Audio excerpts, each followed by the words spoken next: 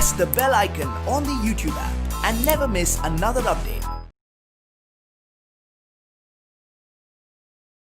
Okay, in the previous class we saw the Archimedes principle.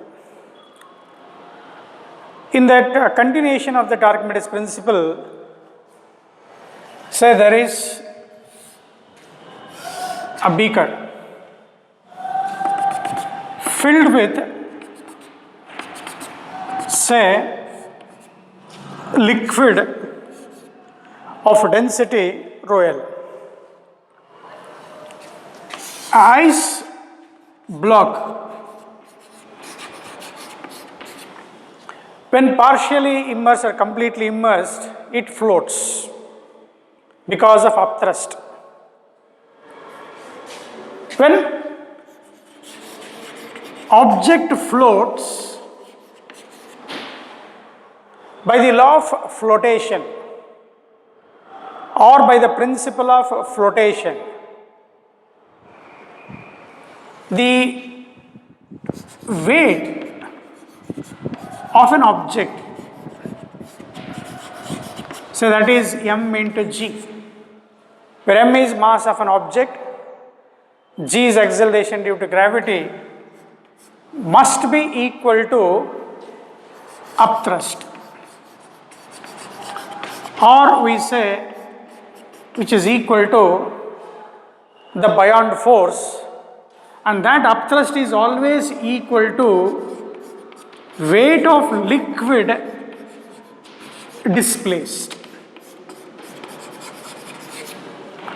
According to the law of flotation, you can say this is law of flotation. Means when object floats, when it is dipped partially or completely in a liquid, weight of an object should be equal to the weight of liquid displaced. So with this, I can write m into g is equal to weight of the liquid displaced, means volume of the object that is submerged.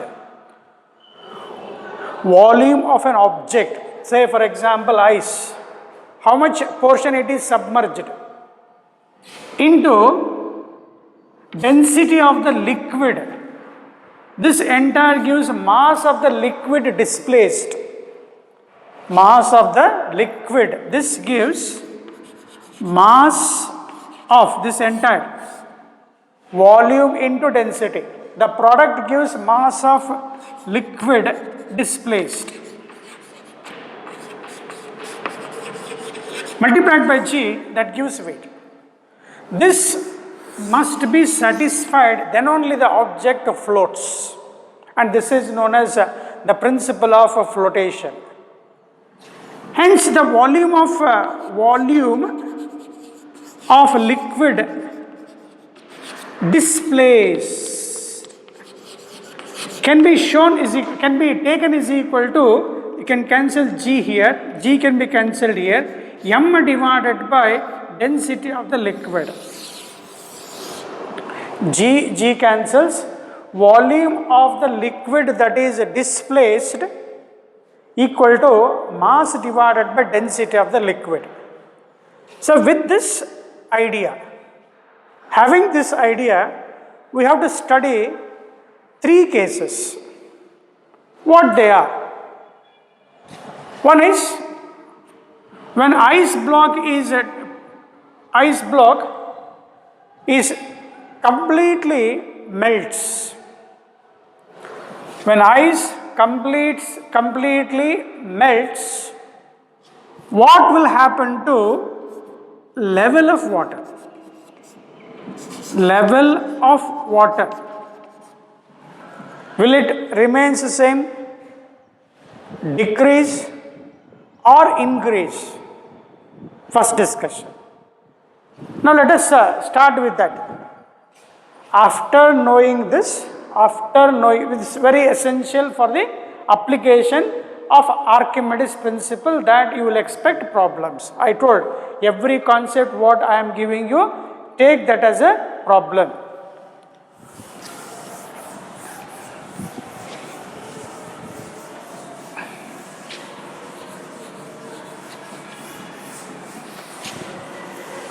So now, when ice block floats,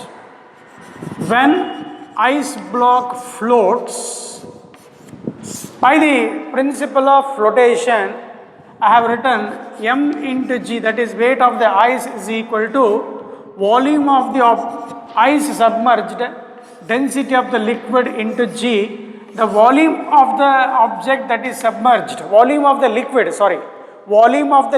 that is displaced is equal to volume of the object that is submerged. That is equal to m divided by density of the liquid. Say equation 1. This is initial volume of liquid displaced. Now we have to decide what happens to the level of water when ice completely melts. This is first one. Second one is when ice completely melts, you must write new volume of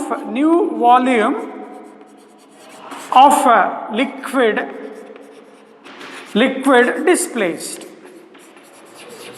So what will happen? Let us say V dash, and this is say V. Let us say I take V submerged is equal to V here. V is the volume of the block that is submerged, that is equal to the volume of water that is displaced.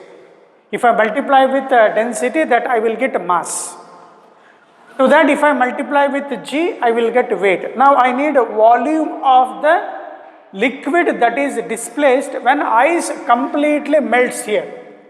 Here some part of the fluid, this portion has been replaced by whom here? Ice here, this portion.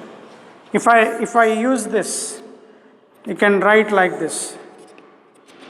So now what happens here? Once ice completely melts, the water gets filled here. When ice completely melts, ice gets converted into water. That water has to fill up the gap that is created earlier when ice was floating. Now when ice completely melts, water is going to replace that cavity. So that once cavity is completely filled with water, new volume of liquid that is displaced will be is equal to mass of the object remains constant divided by that ice is completely converted into water. Let us say water here. Now, depending on the nature of the liquid here, I have taken generally liquid. Suppose if ice is completely dipped in water, first discussion. If density of water is equal to the density of liquid, means if liquid itself is water,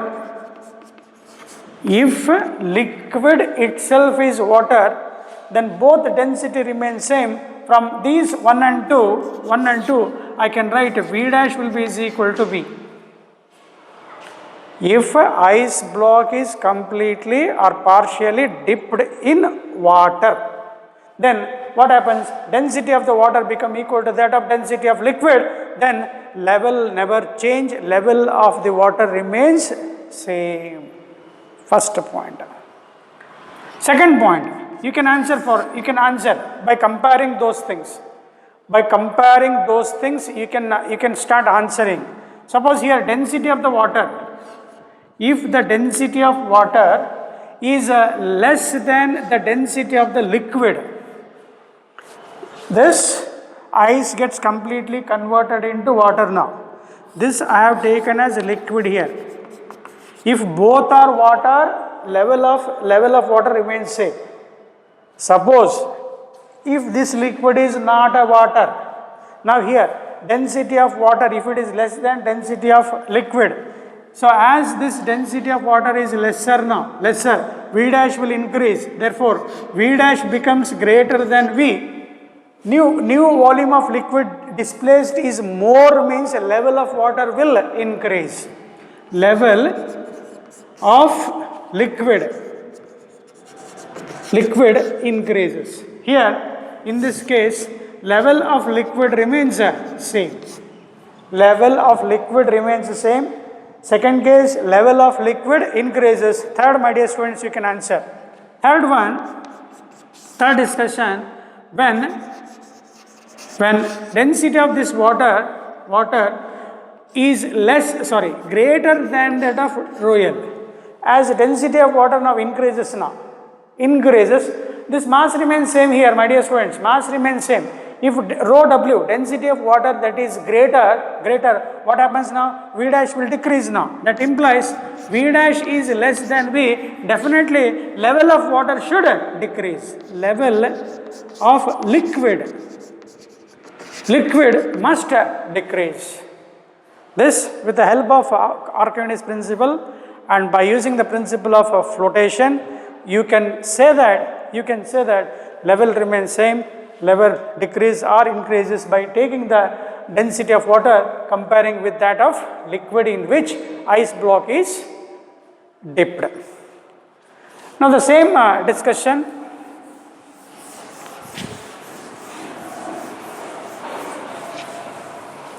suppose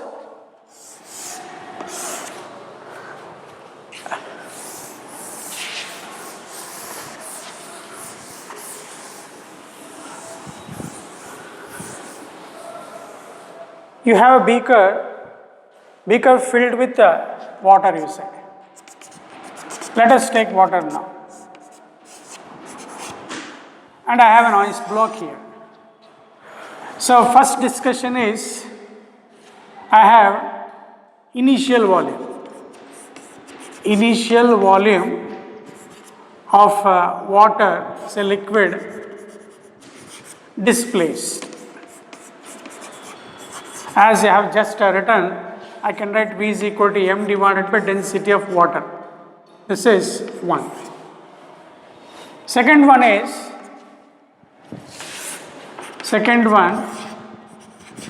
when ice melts, such that in that we have three different cases.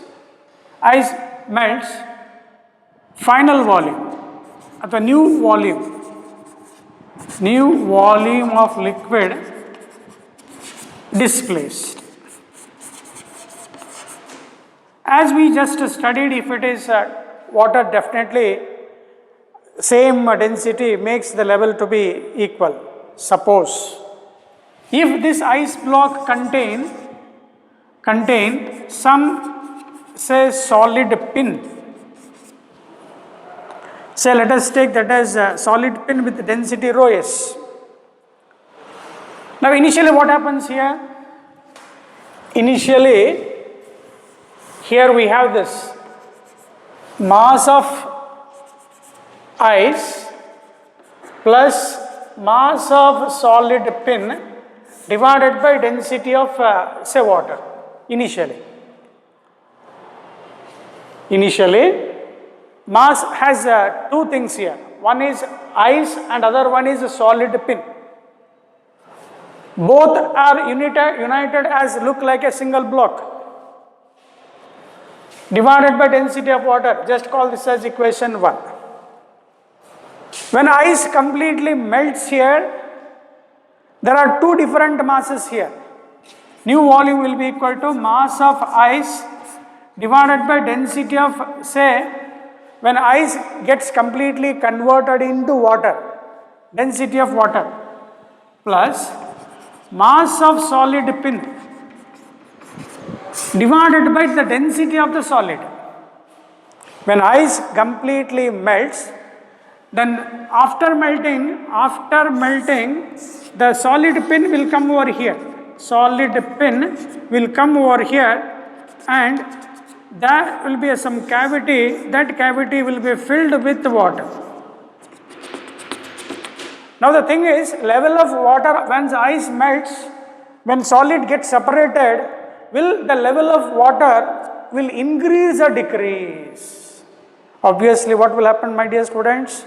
This density of solid that is rho s is less than density of solid is, which is greater than the density of water in which it is dipped. So what will happen now? As density decreases now, this value, this with density of solid is greater than density of water. With increase in density, what will happen now?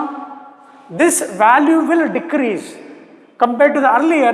That means V dash becomes less than V because of more density of the solid. This volume gets reduced. Hence, V dash becomes lesser than V.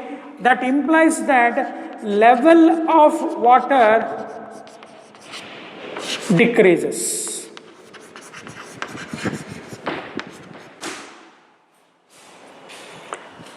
Definitely this type will get, you must answer for this.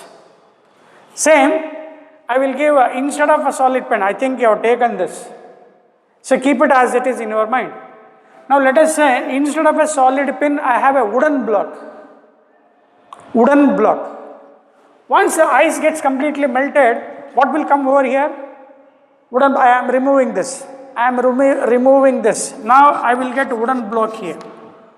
Then definitely what will happen now? Density of this is wood. And density of the wooden block is less than that of density of liquid. That is say water. Water is more heavier than wood. If the density of the wood is less than the density of the liquid, what will happen here? Density of the wood is less.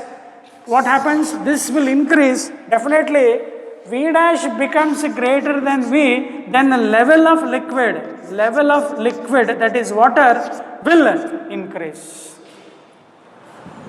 Understand this technique. What happens to the density of the material once the ice completely melts? Comparing the density of that solid block given with that of liquid, you answer whatever the question that is asked in the paper correctly.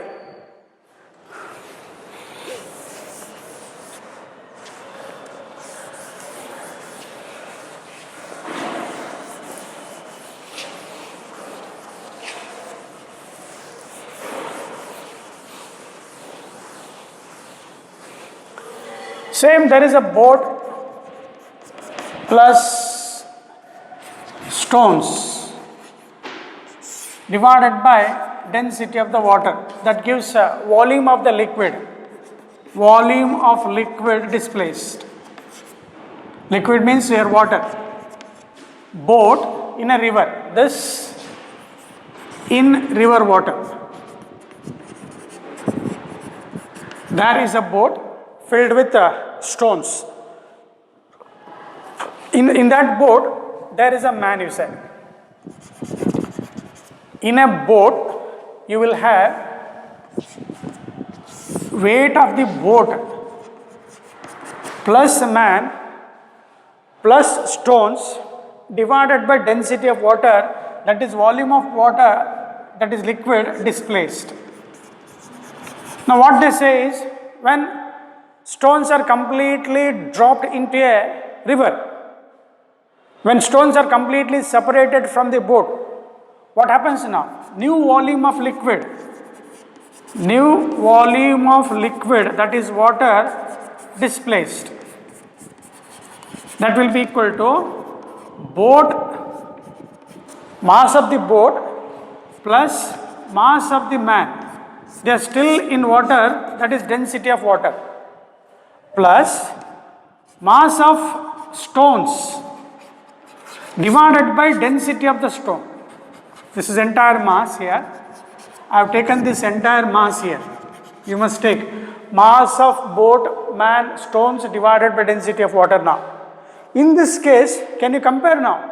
When stones are completely dropped into a river, when stones are completely separated from a boat, here density of the stone is much greater than that of density of water.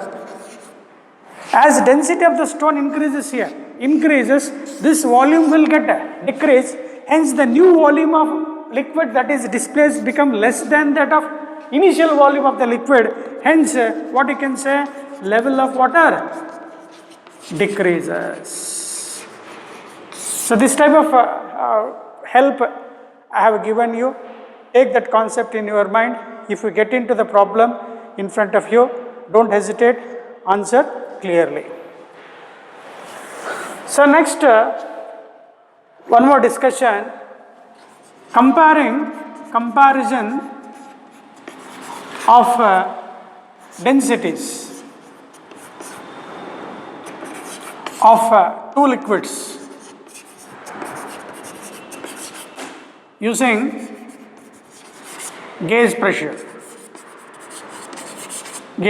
or we said excess pressure, that is pressure at a depth minus A will be is equal to rho GH. In the last class we have written one formula, the excess pressure pH minus PA is equal to rho GH. Using this, there is one interesting concept, you can say. Concept how you can simplify easily to compare density of two liquids when they are taken in a circular tube.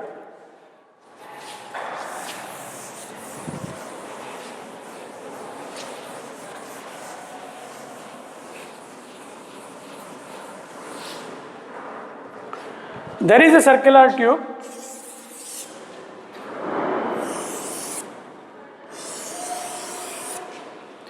which is filled with fluid which is immiscible, means two fluids cannot mix up together.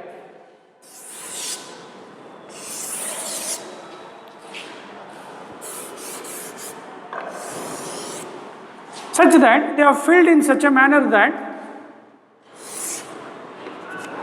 the angle subtended by each liquid at the center is 90 degree. Means this.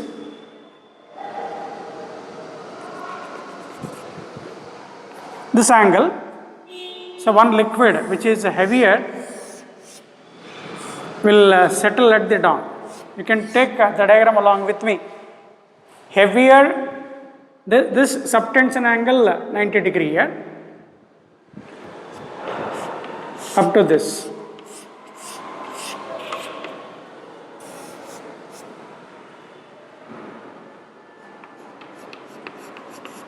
And this one edge, a common point,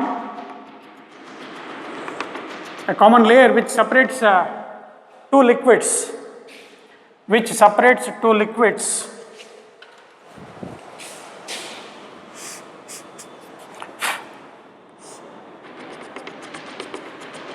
This will create an angle, common angle they have given alpha. This each liquid, say this is of density rho 1, this is of density rho 2. This entire thing will subtend some angle at the center which is equal to 90 they have given. And this heavy liquid will again subtend an angle 90 degree here.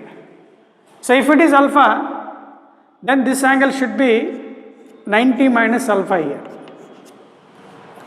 Again, since it is 90, to compare the densities, we should apply this gauge pressure or excess pressure. Excess pressure we have written, that itself is known as gauge pressure. Using this formula, we must calculate rho 1 by rho 2. Interesting concept. Now in this empty space, imagine there is atmospheric pressure. Here also atmospheric pressure. And when the liquids are at equilibrium, applying the principle of hydrostatic paradox, at a given horizontal level, when the liquid is in equilibrium, at a given horizontal reference level, pressure should be same. Means taking this as the equilibrium position here, horizontal position as the equilibrium position, and this has density 1, and this distance, let us say here it is h, and this has two parts here, this one h1 and this one has h2 here. H1 and this upper portion is H2. For this fluid, H1 height, and for the upper I have taken H2. And taking this radius as R here. Now you may confuse with inner radius or outer radius. Assuming that the tube is very thin tube, means this inner and outer surface, they are very much closer to each other. Assuming that they have a common radius R here. Don't confuse with inner radius and outer radius. They are given a common radius. I think you understood what is given. Both the liquids subtends 90 degree at the center. The interface, a common surface which separates two liquids, that subtends an angle alpha with vertical here. By the geometry, this is 90 minus alpha. I take this as, this one is again, this is 90 here. It's also 90 minus alpha here, 90 minus alpha, and this is alpha. By geometry, you can have that. So, having this idea, now I am equating the pressures at a depth. Now, pressures at a given depth will be equal to atmospheric pressure into rho GH. Taking this and equating PA left side PA plus rho 1 GH here. We have to solve what H is. On the right side, PA plus this fluid of density rho 1 here, density rho 1, but height is H1 here, rho 1 GH1 plus second liquid is rho 2 GH2. Since atmospheric pressure is a constant, PA gets cancelled, and taking G as common from both the sides, so you got rho 1 H is equal to rho 1 H1 plus rho 2 H2. I am slow. Understand clearly. Important concept is there. So one concept, the diagram, understanding the diagram correctly. Second one is geometry. What they have given, alpha is given. How 90 minus alpha, alpha comes into picture. And taking R as the common radius, taking the thickness of the circular tube is negligible. After understanding, applying the principle of hydrostatic paradox, means for a given two or more fluids at a common horizontal reference, pressure should remain constant, independent, irrespective of shape of the container. So now H1, this height among this radius R, out of this radius R, this upper part should be removed. This is R here R. I need this surface, this surface has to be removed here. For this, they have given this as 90 minus alpha here, 90 minus alpha. This one is adjacent side. This is entirely R here. R, this is adjacent side. This is R. Adjacent and cosine hoggಬೇಕು, cos hoggಬೇಕು. Therefore, rho 1 R, I am writing this R minus, out of R, I have to exclude this. This distance has to be excluded. This distance is what? Cosine function. Adjacent side by hypotenuse. This is adjacent. Therefore, I will get R cos of 90 minus alpha. R distance alle, ee distance na remove ಮಾಡ್ತಾ ಇದ್ದೀನಿ. This distance is adjacent. Adjacent side by hypotenuse is cosine function. Cos of 90 minus alpha. Similar to this, you have to apply in the right side also. So this equal to rho 1 in the right side. Apply the same concept here also. Out of this R, this I need H1 here. H1 is this height. And here, this angle is alpha here. Alpha. I have to extract this distance now. Again, this is adjacent side. This one is hypotenuse. Therefore, I will get R cos alpha here.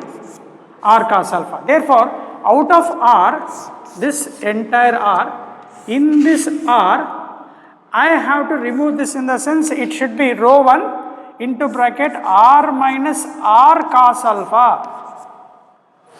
R minus R cos alpha. Similarly, the last one is plus rho 2 into bracket. I need this height here, H2. Now in this, I have just already solved here. What this height is? This height is how much here? R cos alpha. Just I have solved, my dear students, in this. This was H1 and this distance was R cos alpha, and among R, out of R, I have extracted R cos alpha here and I got H1 here, H1. Now for the second height H2, I need this height, total height. In this height, this becomes how much here? R cos alpha, R cos alpha. Alpha opposite there. This is opposite side. Opposite side means this distance becomes what? R sin alpha. Opposite side by hypotenuse, sine function. Therefore, this distance is R sin alpha. So total distance will be is equal to R cos alpha plus R sin alpha. This understanding these mathematical step is very important. So now with this, what cancels from all the data? R gets cancelled. Remove R here. What is left now? Rho 1. In this step, what is left here? 1 minus sin alpha cos 90 minus alpha is equal to rho 1. What is left here? 1 minus cos alpha. In the plus rho 2, R is removed. What is left here? Cos alpha plus sin alpha. So in the left side, you take this as to the left side. This becomes minus here. Take the common, rho 1 as common here. Rho 1. I can remove this steps here. ಇದನ್ನ left side ತೊಗೊಂಡಿದೆಯಾ, minus ಆಗಿದೆ. Rho 1 common ತೊಗೊಂಡಿದ್ದೀನಿ. ತೊಗೊಂಡಾಗ 1 minus 1 cancel ಆಗುತ್ತೆ. Minus ಈ ಕಡೆ ಬಂದಿದ್ದು plus ಆಗುತ್ತೆ. Cos alpha minus sine alpha.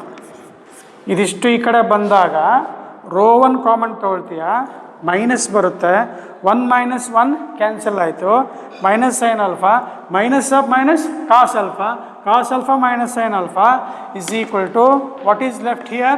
Rho 2 into bracket cos alpha plus sin alpha. From your trigonometry, rho 1 by rho 2 is equal to what I can write?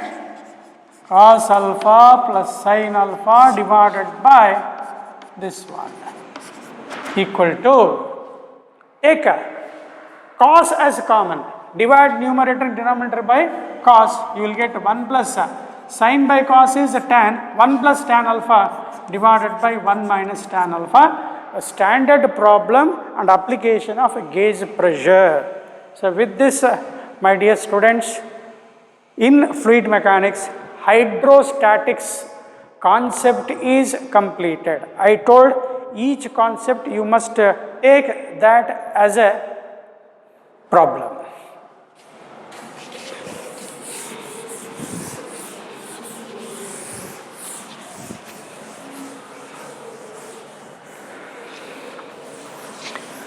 Next one we have to go with hydrodynamics.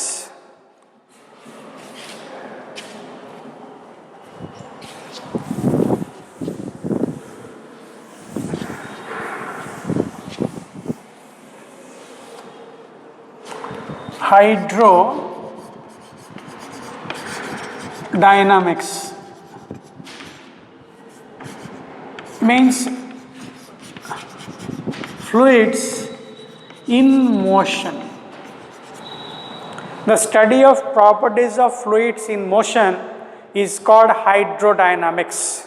In this first, let us start slowly the different types of flows. So when a fluid flows through a pipe of different area of cross sections, there is a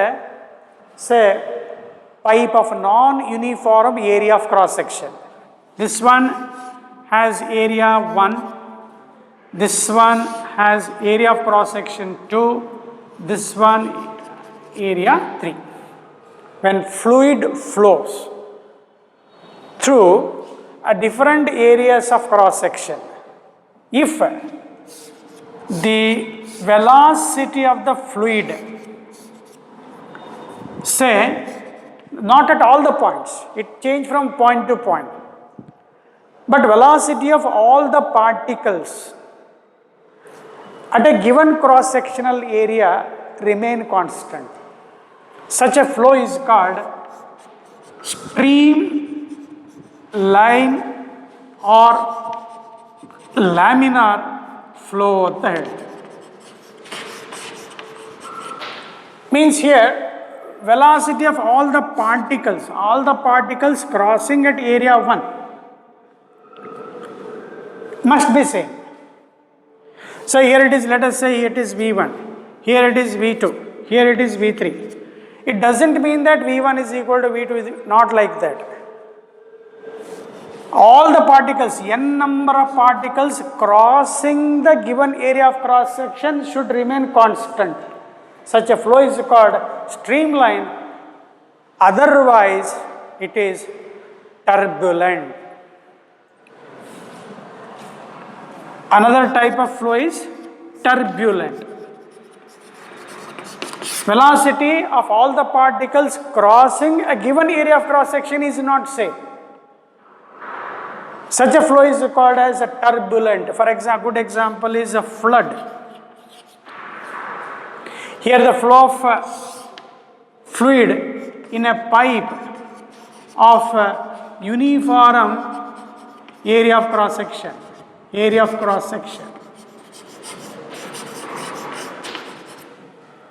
In this, to understand the type of flow of fluid, there is one formula that you must remember, no derivation, we call that as Reynolds number, which is denoted by letter Re, which is given by the formula rho, density of the fluid, into the velocity, into the dimensions like diameter of the pipe through which it is passing, divided by the coefficient of viscosity.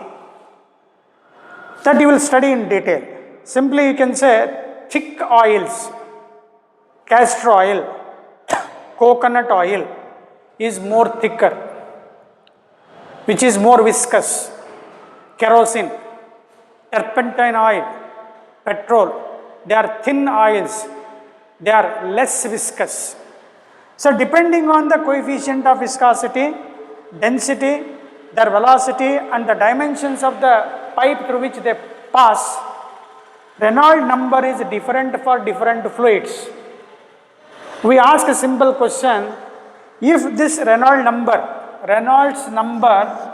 is less than 1000, is a pure number, it has no dimensions, number, it is a pure constant number, varies from flow to flow.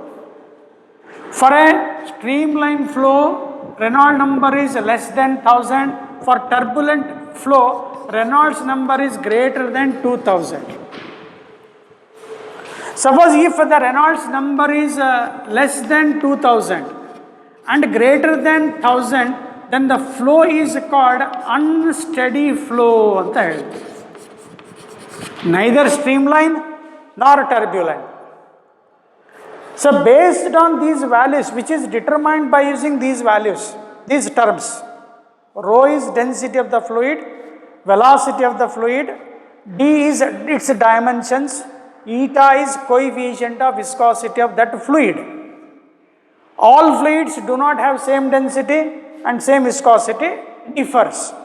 Hence there is a pure constant number which lies between this 1000 and 2000, then the flow is called unsteady. If this value becomes greater than 2000, then it is called turbulent. If this number comes less than 1000, it is called laminar flow. My dear students, in your NEET papers, they ask such a simple questions. Be ready with this Reynolds number, and they may ask the dimensional formula. Dimensional formula for Reynolds number is no dimensional formula, that is m power 0, L power 0, T power 0, because it is purely constant. If you write the dimensions of all the terms, they get cancelled. It is purely number, hence it is dimensionless, no SI unit.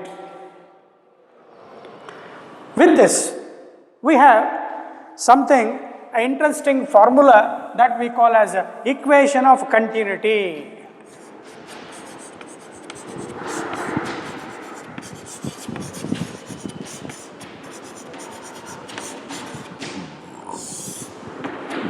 Means for equation of continuity, in this diagram, here I write small letters as velocities here. And V is the volume of the fluid that flows. What this equation of continuity says is equation of continuity. The volume flow rate of a fluid is constant. Volume flow rate, that is for a streamline flow and incompressible non-viscous, which we call as ideal fluid. What is an ideal fluid? A fluid which has a streamline flow, cannot be compressed and non-viscous. For a streamline flow and non-viscous incompressible fluid, or short you can say, for an ideal fluid, volume flow rate is constant.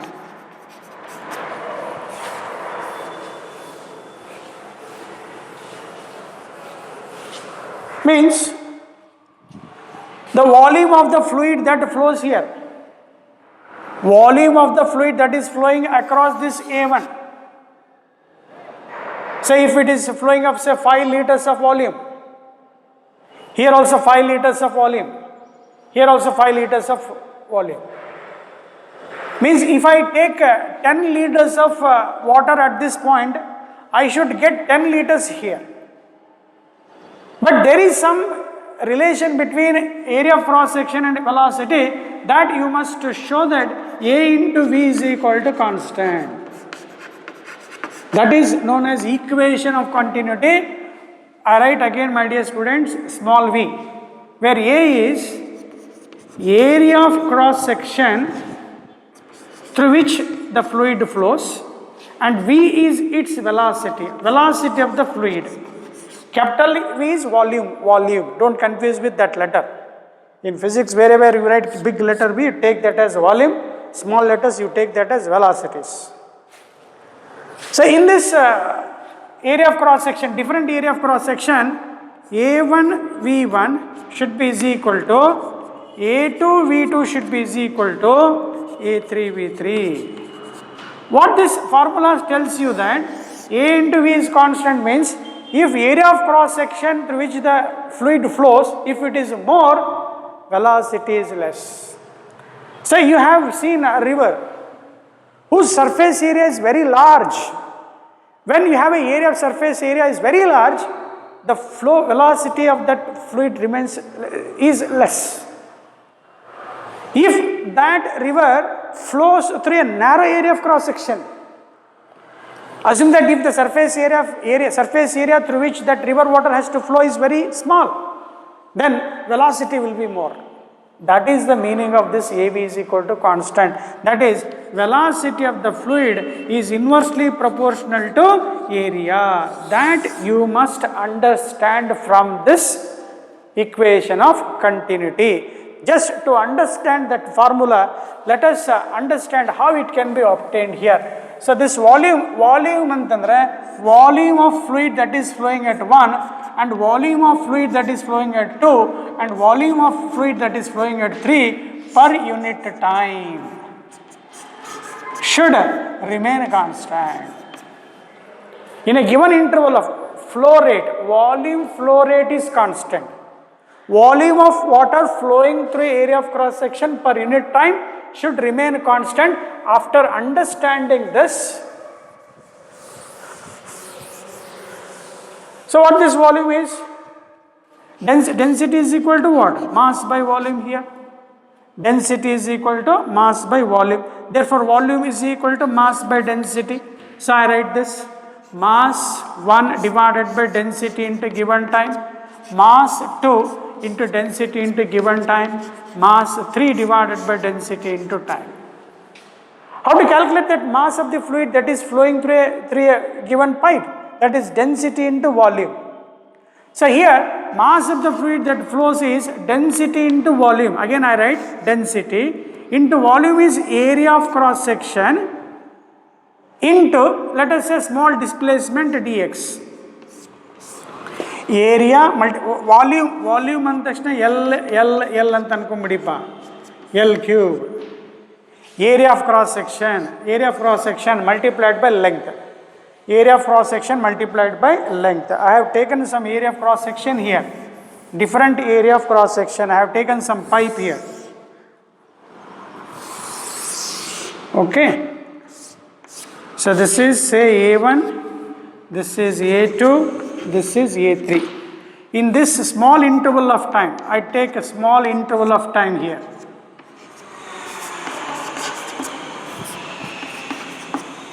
For a small interval of time, let us say this fluid crosses how much distance? Delta x. In how much time? Delta t. Here also it crosses how much distance? Delta x in delta t time. Here also it crosses delta x distance in delta t time. In a small interval of time, let us say the liquid flow through a distance delta x. So that is mass is equal to density into volume.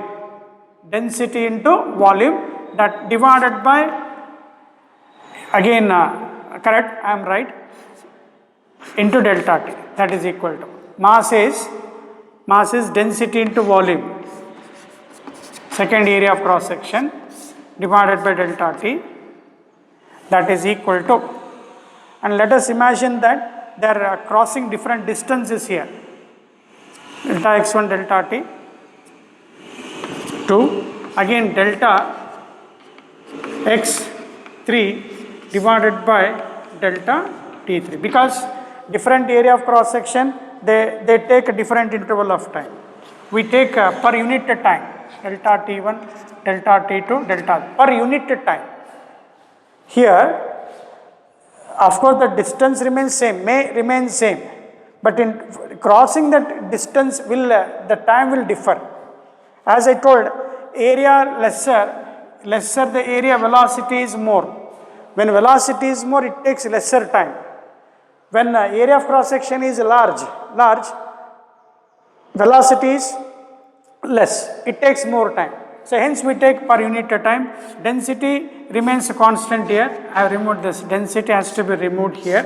So therefore, what is left? Area 1 into dx by dt is, taking dimensional analysis, you can take a small dx, delta x, a1 b1 is equal to a2 v2 is equal to a3 v3 is the equation of continuity. Nobody will ask you these steps. Understand the concept what I am giving you. Here volume flow rate remains constant, means area of cross section multiplied by velocity of the fluid remain constant, and as I said, area of velocity and area of cross section and velocity are inversely proportional. If you have lesser area of cross section, velocity is more. With this, you will have some simple applications, my dear students. Let us say I have area of cross section of fluid flowing in different cross sections here. Let us say this is area A1, here it is A2, here it is A3. and they give velocity v1 and this velocity v2 and this velocity v3. Among this they may give 2 to 4, 4 plus to 6. Among 6 data they give 5 data, they expect from you one another data. What they ask? Let us say v2 is how much? v2 is how much?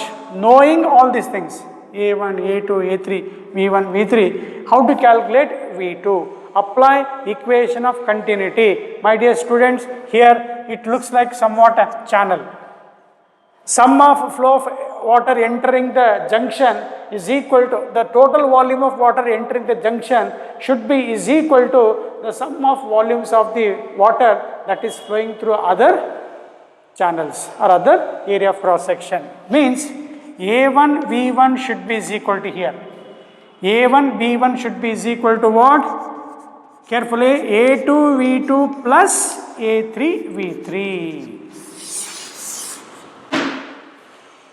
Volume of water that is flowing through this first area of cross section is equal to sum of a volume of water that is flowing through these two different area of cross section. Suppose if it is entering say 10 liters, here say assume that 10 liters of water here, let us say here 3 liters of water, here how much it is? 7 liters of water. 10 liters should be is equal to 3 plus 7, or sum of current entering the junction is equal to sum of current leaving the junction, as you studied in Kirchhoff current law.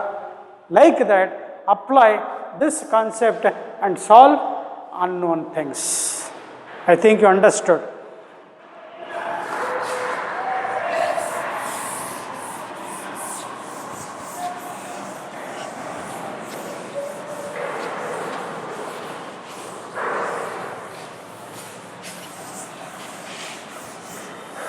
And while writing again, as I told in the previous, match the units accordingly the given data.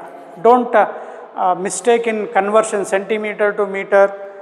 You must be very careful in conversions and writing the proper SI units. After writing the formula, understanding the question important. Once you understand the question, take the correct formula, then take the correct data what is given, substitute, arrange the units properly, then solve what is asked in the problem. Now, very interesting is Bernoulli's principle.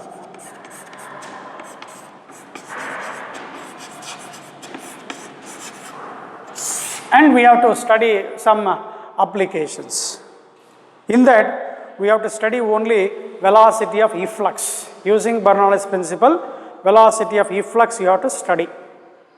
Other examples, atomizer, carburetor, perfume sprayer, a sprayer used by the farmers for spraying insecticide. All these works on the principle of Bernoulli's principle. What this Bernoulli's principle says is, for an ideal fluid,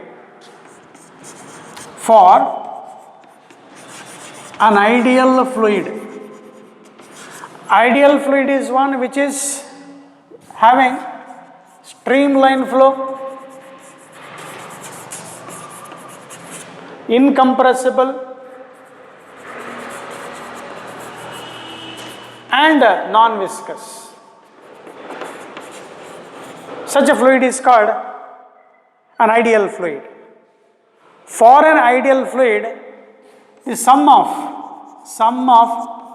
pressure energy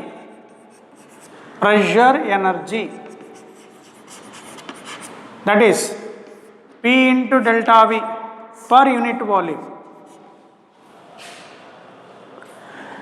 Pressure energy, potential energy that is mgh per unit volume, and the kinetic energy per unit volume of V square by V. Sum of pressure energy per unit volume. First one. Second one, pressure energy per unit volume. Third one, kinetic energy per unit volume. So what is that? P plus pressure energy per unit volume P plus mgh by V.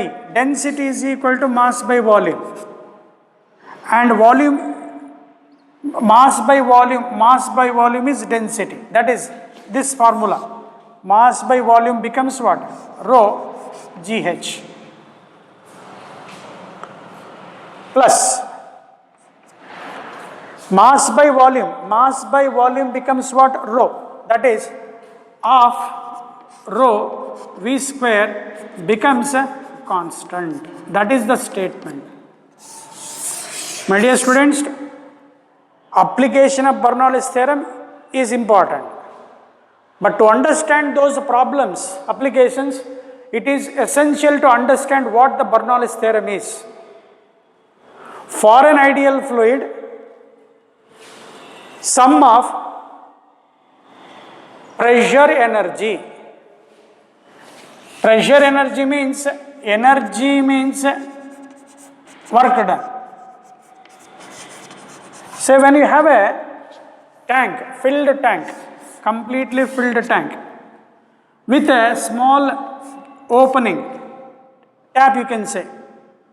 This fluid, by virtue of its height, it creates some pressure energy so that the water will come out of this. Assume that there is a stopper here which will stop the flow of fluid. Because of this pressure, what happens? This stopper may move a little distance here. Let us say a small distance dx. What the pressure is? Pressure is force by area. What the force is? Here, say work done. I need work done. Work done is equal to force into displacement I need. So force is equal to what? Pressure into area. Pressure is force by area. I need energy, that is pressure energy is the work done by the fluid in displacing certain object. Say cork gets displaced. Assume that that cork is very loosely tightened, very loose, which is not so tight. Because of the high pressure, what will happen? This will be thrown out. Because of greater pressure energy, this stopper would have thrown out because of the pressure energy. So that pressure energy is work done, force into displacement, force is pressure into area into dx, and this area into dx gives what? Volume.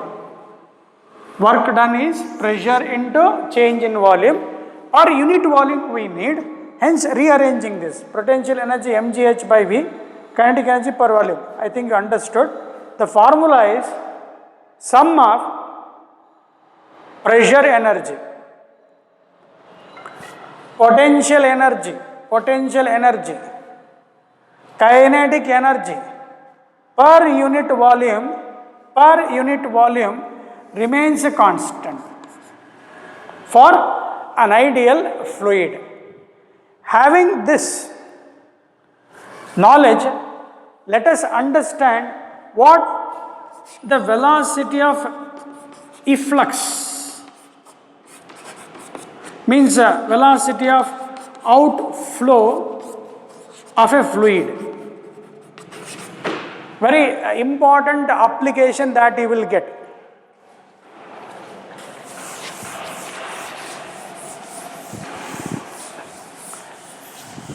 Now, before understanding that velocity of efflux, let us summarize this. That is, Bernoulli's theorem in mathematical formula, P plus rho GH plus half rho V square is constant. And taking some referential height as a constant, this rho GH as a constant. From the reference level, let us say I have a pipe here where a fluid flows. Taking this H as a constant, rho GH as a constant. So I can rearrange this as P plus half rho V square is a constant. What this tells you that the sum of this pressure energy and the kinetic energy per unit volume remains constant, means if one is increasing, other should decrease. Means if I have greater the pressure energy, lesser is the velocity of the fluid. Vice versa. If velocity of the fluid is more, I have lesser pressure. Vice versa. Andre, suppose let us say I have a constant 100 and I have 50 plus 50. Obviously it is 100 now. To understand this. Now what I will do is, I will reduce 50 to 40 now. 50 is reduced to 40, but I should get 100 now. What should happen now? 50 has to increase now. If one is decreasing, other should increase such that the sum remain constant here.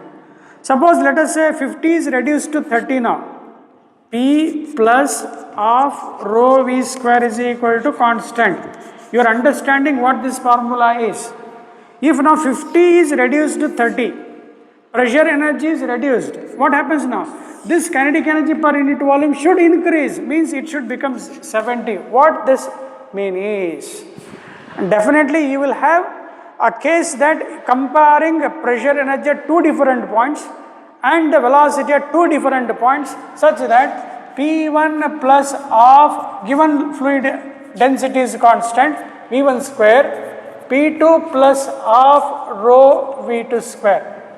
You will have equations equating the total energy of the system as equal at two different locations. For that, it is very essential, my dear students, you must have this. That is P1 minus P2, difference in pressure energy, P1 minus P2 is equal to.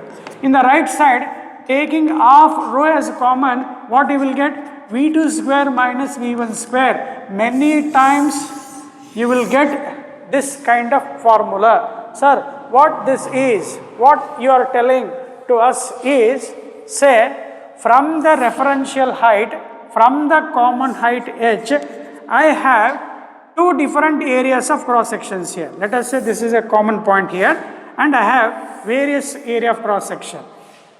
Here at this point area of cross section is A1, at this point area of cross section is A2, referential height is same.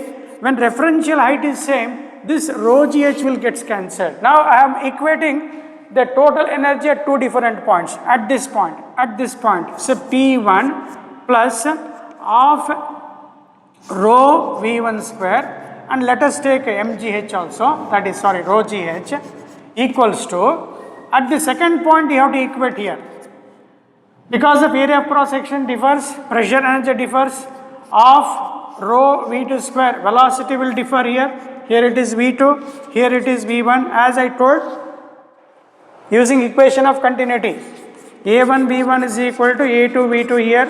Here area is large, velocity is less. Here area is less, velocity is more.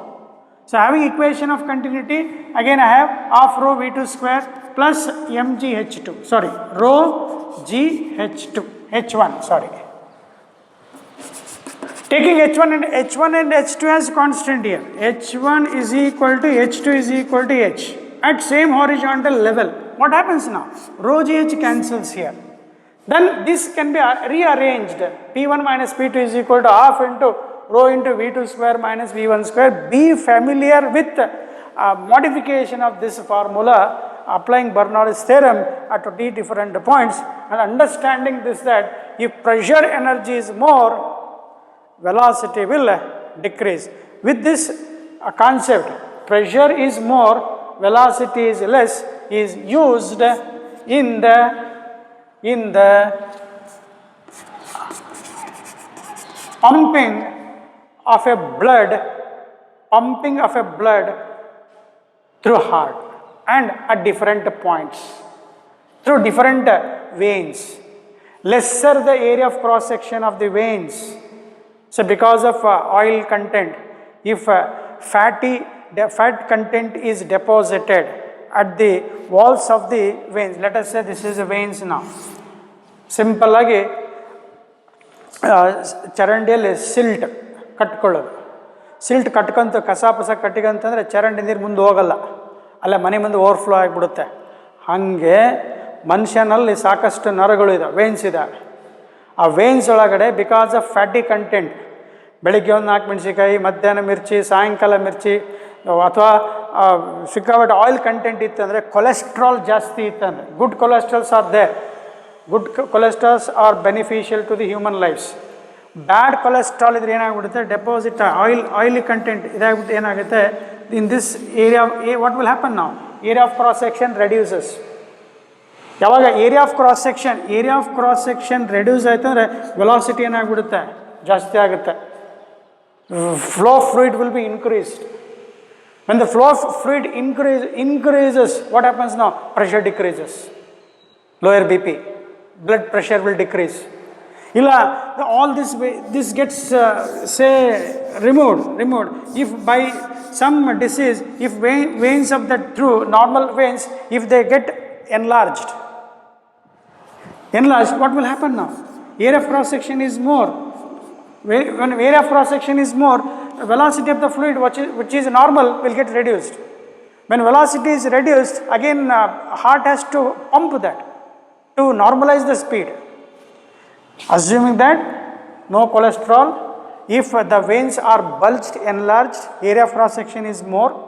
When area of cross section is more, velocity will decrease as compared to the normal speed of the blood. Heart has to take some extra care to normalize the speed. It has to pump, hence the blood pressure changes. That leads to heart attack. One of the best application of Bernoulli's theorem. Again, you have say fast moving trains. Passengers are asked to stay away from certain distance. Passengers are being asked to stay away from the fast moving trains. When a passenger is say stayed on the surface, on the platform, if the distance between the fast moving train and the passenger is not maintained, proper distance is not maintained, what happens here? A fast moving train will drag the air particles with the same speed as that of train. As a result, the fluid between a passenger and the train, that is air, has greater speed. Between the passenger and the train, pressure gets reduced. However, the back pressure from the backside is more, push the passenger towards the train, will have a nasty accident. This is what some examples that you will come across Bernoulli's theorem. And as I told, carburetor, perfume sprayer used by the farmers for the insecticides, venturi meter used to determine the flow rate of a speed, all they works on the principle of Bernoulli's theorem. Once you understood this formula, my dear students, it is essential to understand what the velocity of efflux is.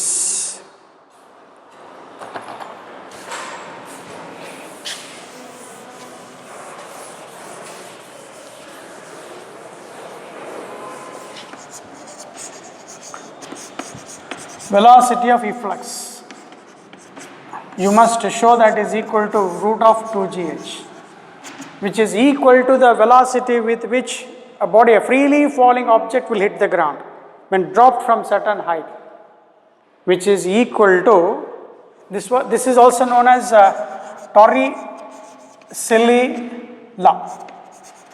Velocity of efflux is equal to the velocity of freely falling object when dropped from certain height, say h. To understand, we need Bernoulli's theorem. Say, very simple but very essential to understand the problems easily. There is a hole, narrow hole at a depth h from the top surface. So let us say there is a tank, outer surface, open tank has a area of 1, which is very large area, hence velocity is approximately imagined is equal to 0. At the top, velocity of the layer is almost at rest because of larger area, equation of continuity, AV is equal to constant. As area is large, velocity is large. Since the open tank has very large area compared to this is velocity with which the fluid comes out of the orifice, comes out of the hole, narrow hole. At this point there is atmospheric pressure. Here also atmospheric pressure is same. Here at this opening end, air will exert some pressure. How much is the air pressure? The same. But here let us say A1 is the area of cross section. Since area 1 is very less compared to this A1, here velocity V2 is not 0. Velocity will be there, and that velocity is imagined is equal to how much here? V. Having this knowledge and apply what? Bernoulli's theorem. So applying Bernoulli's theorem and equating the pressure energy, assuming that this is an ideal fluid. So at this point I write pressure energy plus rho g. Let us take this height from the bottom as y here. If it is y and this is h here, among y h is removed here. I suggest this is y minus h from the bottom. Y minus h from the bottom. I have two different heights here, therefore potential energy is not same. So that is rho gy, pressure energy per unit volume, potential energy per unit volume, and kinetic energy per unit volume remains constant. That is the statement of Bernoulli's theorem. I am applying this. P1 pressure energy per unit volume, potential energy per unit volume at this top surface plus of rho V1 square at the top is equal to. Second, at this point P2 pressure energy per unit volume plus rho g. What is this height here is y minus h plus of rho V2 square. Equating the pressure energy, the total energy should remain constant. Using this, what I can suggest you is, this term becomes what? 0. V1 is 0 as area of cross section is very large. At this point velocity is almost 0. And taking P1 is equal to P2 is equal to the atmospheric pressure. So what happens now? These two will cancel here. At the open space, the atmospheric pressure will exert some pressure on the surface of liquid. Here also the atmospheric pressure will exert some pressure. That is pressure energy P1 is equal to P2 is equal to PATM. What is left now? Rho gy is equal to. Again in this formula I just arrange this rho gy minus rho gh plus of rho, instead of V2 I write V here, of rho V square. Rho gy cancels, copy this side, of rho V square is equal to rho gh. Rho cancel, so V is equal to square root of 2gh. Very careful, what h represents, not the height, depth of the hole from the surface. My dear students, these two steps, understanding the concept is very essential. If you are familiar, if you understood carefully, now you must be ready to understand the application of this formula, how this you can apply. So here velocity of the efflux as shown is equal to root 2gh, where g is acceleration due to gravity. What h? Many students feel that h is height. No, h is not a height, h is depth of the hole from surface of water. From the surface of water. And last but not the least, they will ask you what this range is, range means distance. Distance from the tank through which, to what distance the water will hit the ground. So, distance multiplied by velocity. Range is the distance, that velocity into the time taken. Velocity with which it will hit the ground and the time taken by the particle to hit the ground. Velocity into time taken.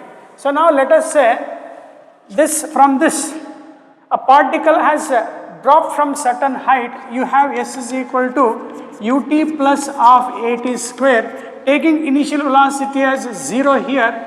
Correct ideppa. The S is what here? This I take this as y minus h, I just modify this h dash.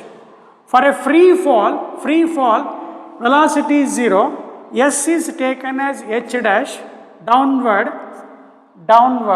negative, equal to of acceleration due to gravity is minus g into t square. So cancelling and rearranging this, t dash will be is equal to 2h dash by g. So with this idea, last thing is velocity of efflux is root 2gh and we have to solve range now. That range r will be is equal to velocity into time taken. Velocity is root of 2gh into the time taken is root of 2h dash by g.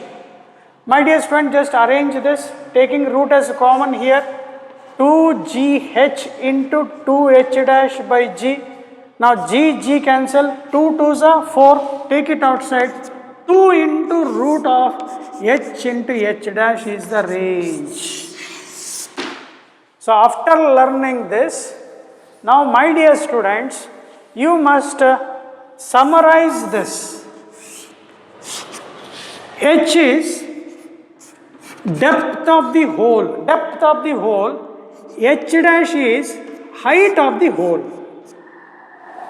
H is from the top surface, H is depth of the hole.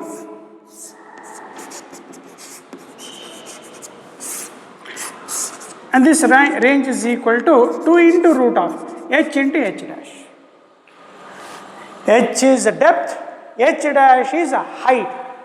So by recalling this, you can say that the range through which the fluid will hit the ground is equal to 2 outside, 2 into root of depth of the hole into height of the hole.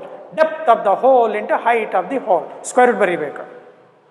Range is equal to 2 into root of depth of the hole into height of the hole. Finish. Velocity of efflux is equal to square root of 2gh, where h is depth of the hole from the surface. I think you understood, and let us continue in the next class. Don't neglect every concept what we are suggesting for you. Thank you. Take care.